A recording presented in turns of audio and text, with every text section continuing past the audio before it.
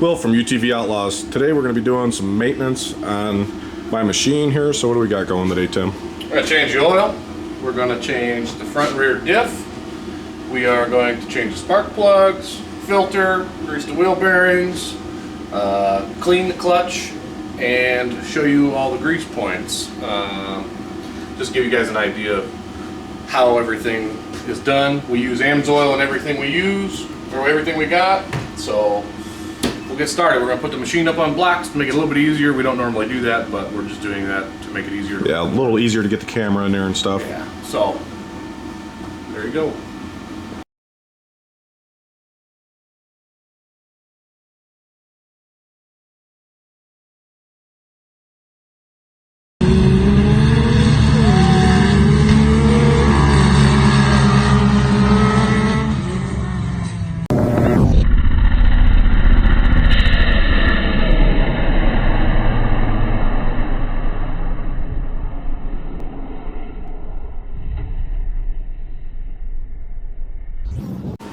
Alright, so rear diff is 8mm Allen. Just go right up through this little hole here. Crack her loose. Get you a pan, make a mess.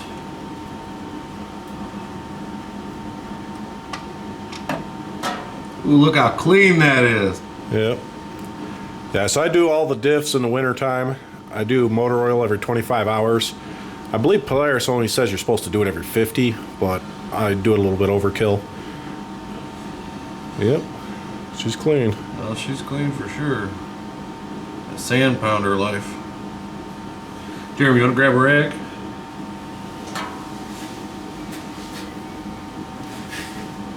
This one's still got its O-ring, looks good.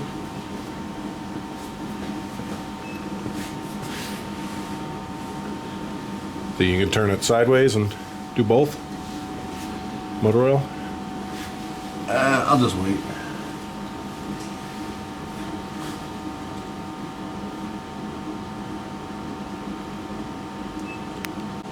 Alright, so the rear diff's done now.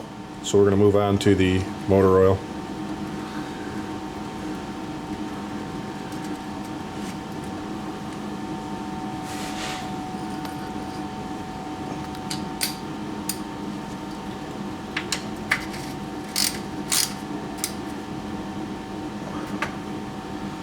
Okay, and I think this is maybe a 6mm. Let me see.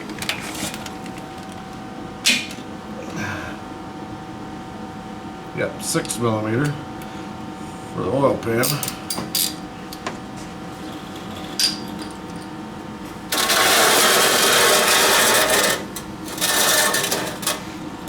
And it is right here. It's just a small drain plug. This is probably going to be pretty clean too.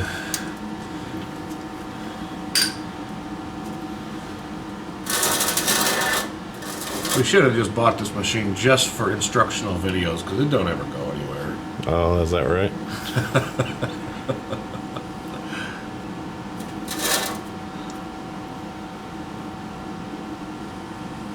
Oh yeah. Yeah, brand new. Yep. I guess it's a good thing, right? There you go. I mean, I'm changing my oil at 20 hours too, which... Yeah, I didn't hit 25 hours on this. I've been putting crazy miles on my machine, and it still comes out looking almost just as good as that. Yeah. But that's probably I've seen people change it at 50 before, and it's nasty looking though. Yeah. So I'm like, and I'll that's do probably 25. because we're changing it way early, you know. But it's been quite a bit of money in oil changes. You know, just the last 2 years. Yeah. All right, so once this gets done, we'll go ahead and show the filter next. All right, so the plug's back in. I'm just going to go ahead and snug it down. Make sure your, I think it's brass or copper washer is in there. Keep it from leaking. And still got to pull the filter off, but we'll try to shoot that from the top. We need to drain this pan too. Okay. All right, so you go right in front of the clutch housing on this turbo, and you can get to the oil filter. Normally you don't need a wrench. You could just spin it off. When you do it, it's going to make a mess. It's going to drain into the pan, and you'll normally have to take some rags or some brake cleaner and clean up that area. If not, that and the skid plate, it'll just, you know, you go through some dirt or some sand, it'll just all collect there and be pretty nasty. So I'm going to go ahead and crack this loose and be right back. All right, so when you take the oil filter off, just make sure you flip it down right away so you don't make as much of a mess. And we got the new filter on. Everything's tightened back up. It's ready for transmission fluid and engine oil. We're going to go ahead and drain the front diff though real quick, so let me get on that. All right, so the front diff, the drain bolt is an 8mm, and the same as the back.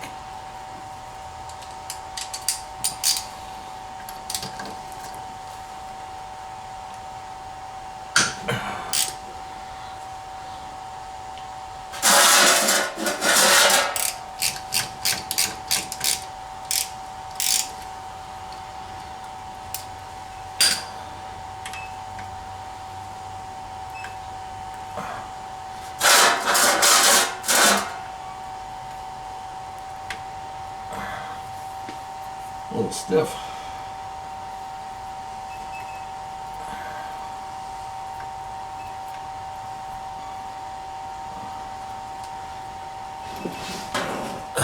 That's a little nasty.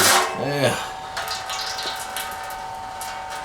So this thing doesn't take much. It takes like a quarter of a quart or so. So it doesn't take much to drain this one. So we'll start filling her up full of fluids here in just a minute. Alright guys, so right here's the diff plug to fill it. It's an 8mm. So let's go ahead and back it out. You'll need a small funnel and a hose. Will honestly probably work the best. That's what we got rigged up here. I don't know if you can see. Yeah, I've been using this for a while now. It works pretty Small good. funnel, and you can bend it. Should be able to sneak right in here. Yeah. This one might be a little bit. So we'll use this on the front and on the back. Yeah, so here it is, and there's an exact amount you can put in there. Or you can wait till it comes out of the threads and you see it coming out, but generally by then it makes a mess. So You can put a zip tie on the bottom or a hose clamp if you want, but this is parts for something else. I guess we can go ahead and get the fluid rolling here. alright, we'll show the rear next. This one's 8mm Allen as well. It's right here, right between the radius rods.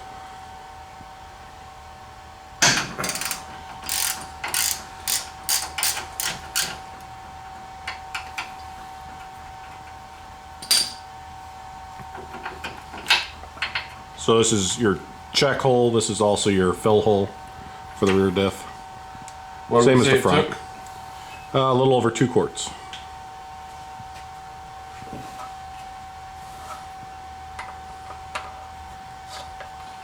Perfect. So this is going to take a little bit, so we'll just shoot to this being done or right toward the end. Alright, so while he's topping off the rear diff, we're going to go ahead and pull the belt off. Get your factory tool. Got 2 holes here, either one's fine. You run that all the way in. What we're going to do is we're going to hit this with some compressed air. Blow it all out. Yeah, blow it all out. Get in there with the Scotch-Brite pad and clean everything up, clean the belt up. So generally after every ride, I go ahead and go through the belt, clean everything up. Blowing it out before and after every ride. Well, it doesn't necessarily have to be done before, or I mean after each ride, just before the next ride. Because I ride mine around town, so I normally do it right before I'm getting ready to go on the next trip. It makes a big difference. Your machine takes off a lot better, and I do it all the time. And we also take and put this in a bowl of hot water. This is a G-Boost belt. An Evo, what is this one? This is the EX belt. We go ahead and put this in hot water with some Dawn dish soap.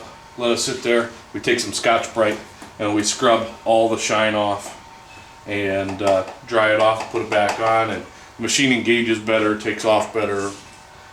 It makes a big difference. So if you're a little jerky at the beginning, when you try to take off, or if you go out for the weekend and climb some rocks or some hills, and then you notice when you take off it jerks a little bit, just by blowing out in between all these little cracks and crevices with the blowgun and down in between the sheaths or the halves, and taking a Scotch-Brite and just going over it, even brake cleaner with just a rag does it.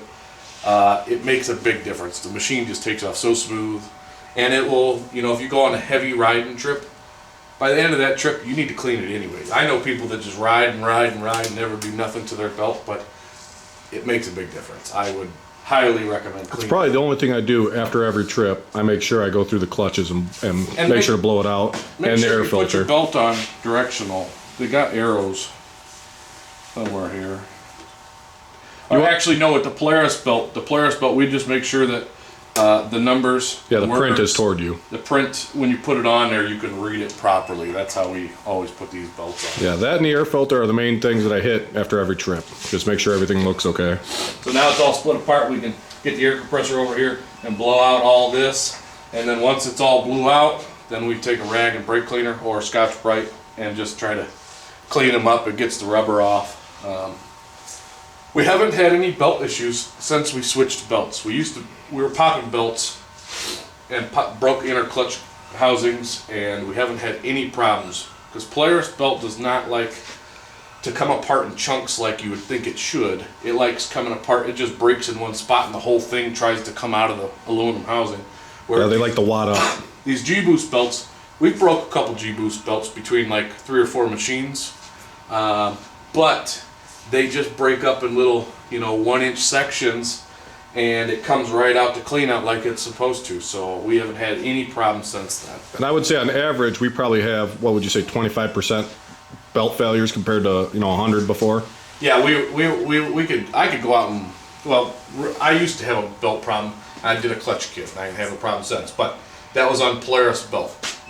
So another buddy, he could blow 2 in a weekend running the dunes, and I think he had real good luck last year. Yeah, he probably spent $1,000 in belts the first year and hasn't had any belts. Now, that isn't necessarily the machine, that isn't all necessarily the belt.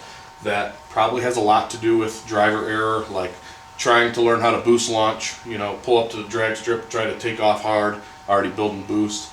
You do that too much, or you sit there and somebody doesn't flag you quick enough, you can burn that belt up, and it's junk basically after that. You put flat spots in it. Another thing you need to pay attention to is alignment. So having the secondary and align with the primary. And we think he had an alignment problem. Yeah, his alignment, they said, was just a little bit off. And so after they realigned it, we switched to a different belt. He hasn't barely had any problems since. All 3 of our turbo Polarises have broke the inner clutch housing with a stock belt. Now, we haven't had any problems since. So you can take that however you want. I'm not really knocking Polaris at all, but we found that the G-Boost belts that Evo sells works better for us. And going to the dealer and buying a belt for $150 to $170 compared to going and buying a world's best belt for what was it? What are they? $150? Yeah, a little bit cheaper. Yeah, they're a little bit cheaper, and they last a lot longer. So there you have it. So we'll get the air compressor over here and start cleaning this up. So to get this in straight, the Allen socket puts it to a bad angle. You can tighten it up with it, but get it started. So it took a little less than 2 quarts. I put 2 quarts in it. It was coming out of the weep hole, so we went ahead and tightened everything up. So we're done here. So we'll move on to finishing up the clutch next. And engine oil. And engine oil, yep. Alright, so all these little cracks and crevices. I don't remember if this has been done since the last time we went out, but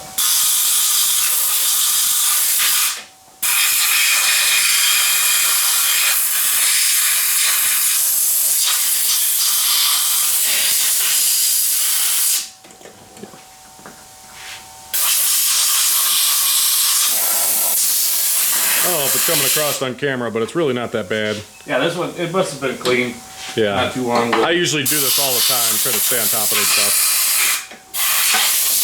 But all those fingers inside there that rotate and everything that moves around. I mean, you can go ride one hard weekend and it'll just be a big black puff cloud out of here. And you get in the center here, blow all this out, blow this one out. See, that one's dirty. Yeah. That makes a big difference. But normally just one hard weekend of ride and then that will be black as can be. So I cut the Scotch-Brite in half. Makes it a little bit easier to get in there. And then this, we just go like this on each half.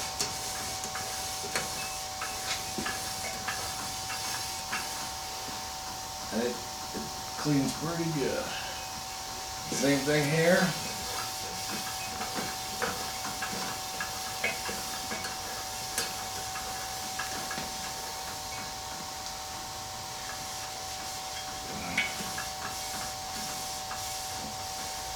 Unfortunately, our tires are up in the air, so you're gonna have to work around the primary. Yeah, let me get It's nice when you can turn the primary.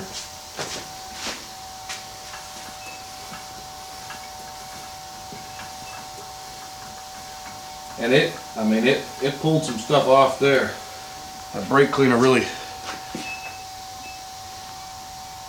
cleans them pretty good. The Scotch-Brite just doesn't absorb the dirtiness that it's cleaning off. I mean, you can see that there's some on it, but you really got to come back with a rag and wipe it off. Like between trips, if I'm going like every week or two, I might just blow it out and then take a nice rag, put some brake cleaner on there, and then do that again. The Scotch-Brite, I mean, you could do it every time and it wouldn't be a bad thing. I guess the reason I don't do it every time is because I don't always have these, so at least twice a year I do this, but this gets done every time. Might be kind of a pain. We kind of found a way to make taking the cover off a little bit easier, and we found this like flexible snake that goes in the impact, and you can put a 1/4 inch or 3/8 socket on it, and it just makes it so you can get the impact in there and, you know, flex the way you drive into the nut or the bolt. It just makes it a lot easier. Yeah, you can pull a cover off in 30 seconds with our setup. You can go to Menards and get like a 1/4 inch and a 3/8 one for like $5 or $6, and we just leave it in the glove box. And we see that a lot of companies out there make like these clips now that you could do. The only problem with the clips is it doesn't seem like it holds it as tight as these bolts. Well, we don't know for sure, but we're just taking a guess that if you got something that you're just they thread into your housing, and then you push the cover up against the seal and put the O-ring on there. Now, I guess maybe if you push it far enough and the pin's back far enough, it could hold it tight enough. We're just worried that water might get in there, but we don't know. We haven't tried it, so it might be something we look into. It'd be make it a lot easier, but as of right now, we just deal with this. Yeah, clean the primary. Yeah. So this is kind of the same thing. It's a little tight getting into one side, but I've actually done this with it running, which I don't recommend. no, don't do that. I've done it. Yeah. Because there's nothing in here to grab except for you could get caught up by this area. But like in here, you just keep your hand in one spot. And it is what Work your way around it. I don't do it all the time, but I've done it.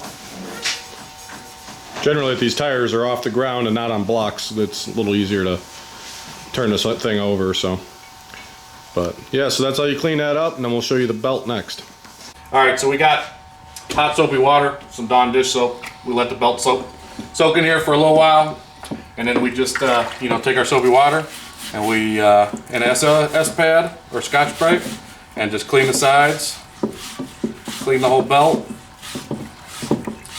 This takes the shiny off the belt. The shiny off the belt is what doesn't grip, and by doing this, it helps a lot. Will does it like every 2 trips. I do it probably every time I go on another big trip, like the dunes. We're there for 2 days, 3 days, hard ripping, and you're normally going fast, so you don't notice the jerkiness at takeoff. But like if you're trail riding, every time you give it the gas or you take off and you feel a little shudder, that's your belt, the way it's gripping. So by cleaning the clutch halves and cleaning the belt real good, you don't have that. That completely goes away. People always wonder why, it's all jerky. Well, my old Maverick, it was it would be jerky. It was really jerky, so you really needed to clean that. But we didn't know all these tricks, you know, to all of this. So this is, you know, 4 years of learning these machines and figuring them out, what it takes to, you know, keep them happy and keep a smooth ride. And this also makes your belt last longer. You know, if you got a turbo and you pull up to the line, or you're just trying to build some boost and you're holding your brake and your gas, and that you know, if you hold it too long, or if the flagger doesn't drop the flag quick enough, you'll burn that belt, put a flat spot in it. Sometimes the belt's junk, and sometimes you can you know, just take a Scotch-Brite and clean it all up. So now I got the side, one side and the other half done, and the top. So now I'm gonna do this other side. I figure better to do it in a cooler full of water than bring it inside and get yelled at by the wife, so. I just take it right in the house. April makes me mad. I'm just gonna put it in her dishwasher. But there you go. she'd like that. That's for you, April. All right, we're done here, so just rinse it off real good. Blow it off, and then we'll show you guys reassembly. All right, so when you put the belt on, you make sure that you can read the words on here, you know, instead of having it backwards where you can't read it. And then you just loop, let's see if I can get over here. Loop over the primary. Yeah, let's go with the primary first. Yeah, loop over the primary, make sure it goes around. And then you grab it here, you rock it on, take your tool out.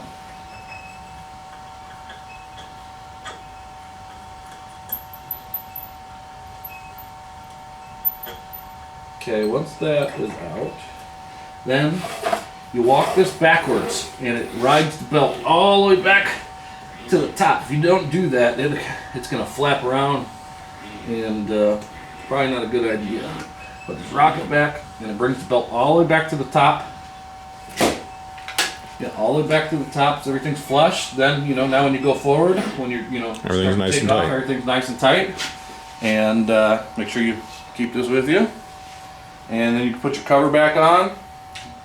But at the end of this video, we're going to link the second part of this video for the next video, because this video is going to be too long. We still got, you know, spark plugs to do, wheel bearings to do, Air filter air to do. filter, Yep. spark, you know, air filter.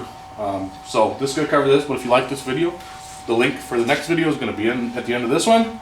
Watch that one and it'll continue, you know, and maybe you guys learn some tips and tricks. What we've learned, you know, it's all trial and error for us, really. Yeah, this is all stuff we've learned over the last 4 years, so. Clutch is a big, you know, to me it's kind of a big deal, you know, keeping it maintained, because without that belt, I mean, your machine ain't going nowhere. I mean, you can have spares, but if something goes wrong because you didn't maintain it right, I mean, this is just helping you prevent that, so. What do we got going on here, Tim? We're using a really small funnel because we're unprepared The over world's here. smallest funnel. Yeah, I mean, we're getting like a eighth of a drop in It's gonna take us 4 hours to get this done.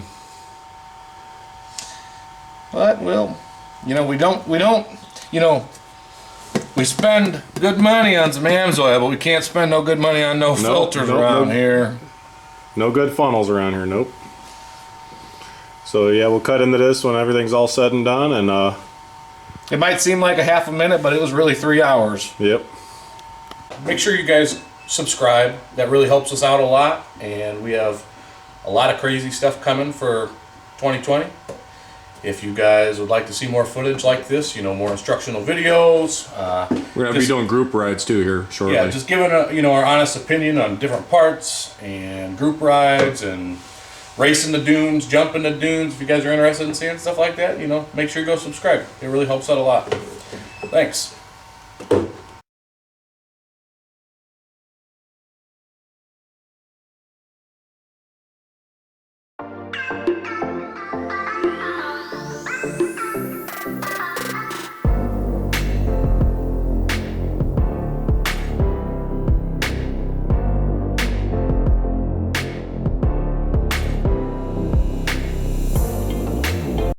Ted from UTV Outlaws. Today we're going to clean the air filter, grease the wheel bearings, change the plugs, gap the plugs, and